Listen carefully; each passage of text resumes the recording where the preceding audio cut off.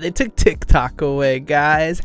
Or rather, for like a little bit. I feel like it's pretty easy to say that you guys probably know that TikTok is gone. If you're anything like me, you probably put way too many hours into that thing. The thing is, like, I feel like we were warned far enough ahead that by the time that the day came around, I was already ready. When I was scrolling through TikTok and eventually, you know, the comments stopped loading, videos stopped loading, and then I eventually got the notice that, hey, actually TikTok is banned in your country and you can no longer use it. I think I kind of felt relief. It's so weird.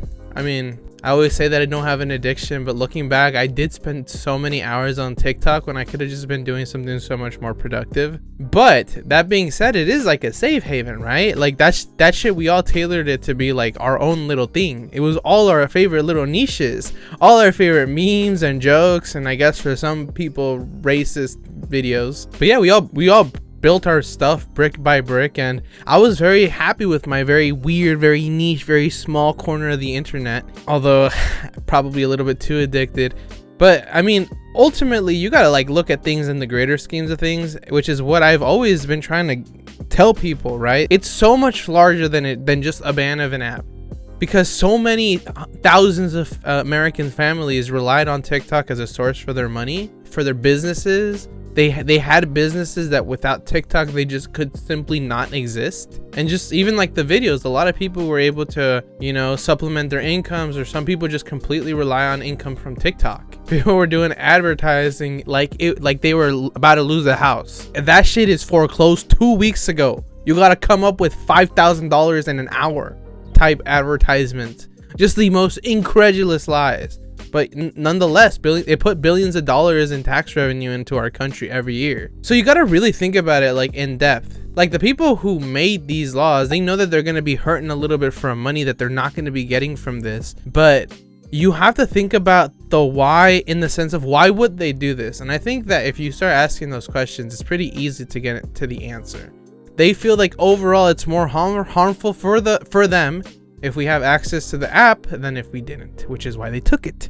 And it's not really that surprising when you look at it from that sense. I mean, like, these people are awful people and they are not playing around. Like, you don't make an over 100-page document entailing how you're gonna make the country super fucking fascist if you're just playing around. You don't do that for funsies, you know what I mean? And even if you did, that's fucking psychotic, dude. If you're writing something that psychotic, hundreds of pages, like, there's something wrong with you just to begin with. I think like one very unexpected consequence of it, though, that they probably were not expecting, because I'm sure in their mind they were pretty confident that with TikTok ban, people would go in the dozens to X and Meta, which have been, you know, on Donald Trump's dick for the longest time. I'm pretty sure probably both of them wanted to acquire TikTok. I wouldn't be surprised. But yeah, people ended up going to an app that translates to Red Note, which is not really the right translation. The right translation is like the Little Red Book, which is in reference to Mao Zedong's Little Red Book.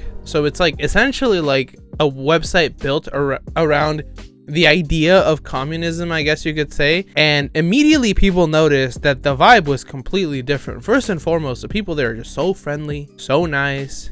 Obviously they've had a lot of propaganda probably that they've been fed about like our lives, or maybe they don't, who knows. I actually haven't had a chance to talk with anybody personally, but I've seen like people interacting.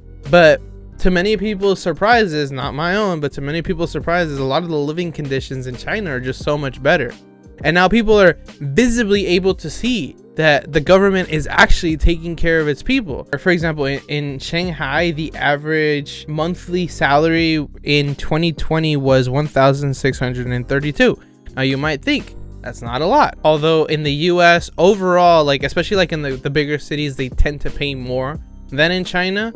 The biggest difference comes in the fact that their groceries are so much cheaper. They don't have to pay estate tax once they buy a house. They own that house. So even if they lose their job, they're not homeless. That house will remain in their family as long as they're alive to own it. Same thing for cars. You don't need to pay a tax for owning it. Once you have it, you have it. To my understanding, there's like a lot of help being given to people that like just don't have the resources to survive, and all of that gets taken away from the rich, as it should be, mind you. And I think that in a lot of Americans' minds, they probably thought like that China was this sort of desolate country, very rural, somewhat falling apart.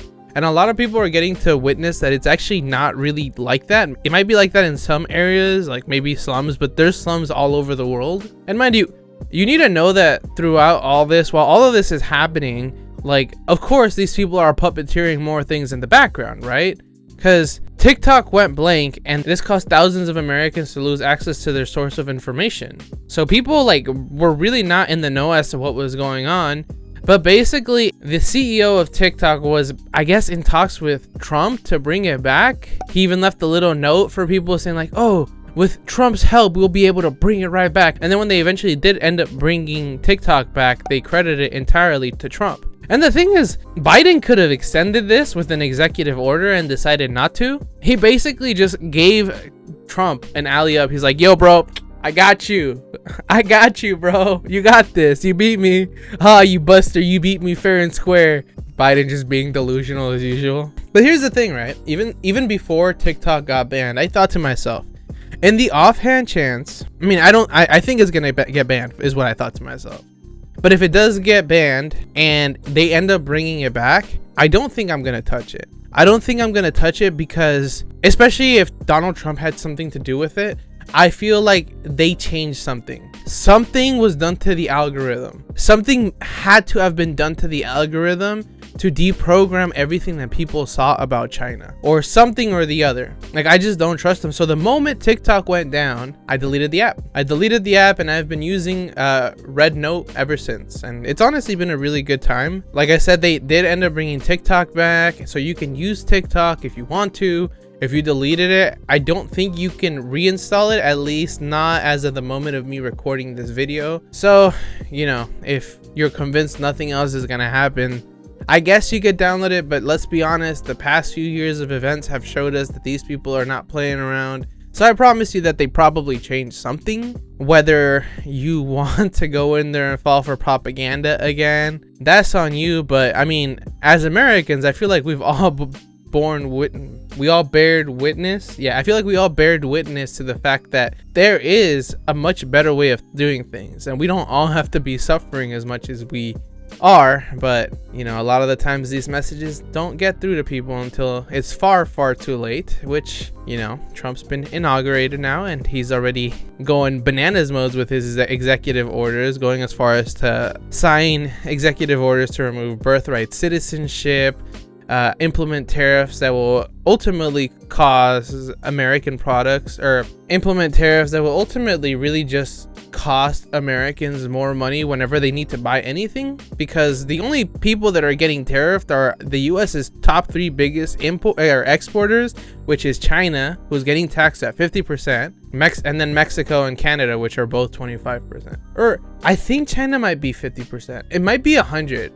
I don't know what he ended up going with, but that man, psychopath. I tell you, psychopath. But then there's like all these other things. I mean, just really go look into it. I don't really want to talk about it. I'm already bummed out with the inauguration, and this video is just about TikTok. But if you wanna know all the shenanigans Trump has been up to, go Google it.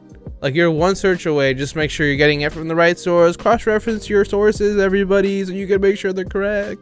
It's been a stressful couple of weeks, y'all.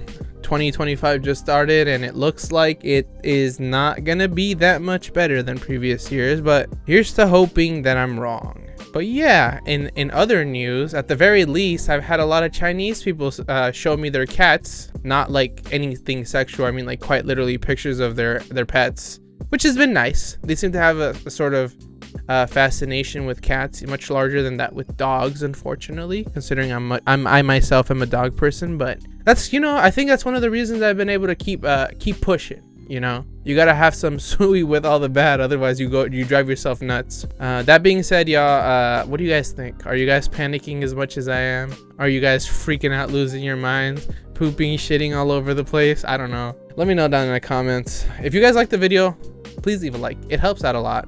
And subscribe and hit the bell so you can be notified when my videos come out and all that jazz.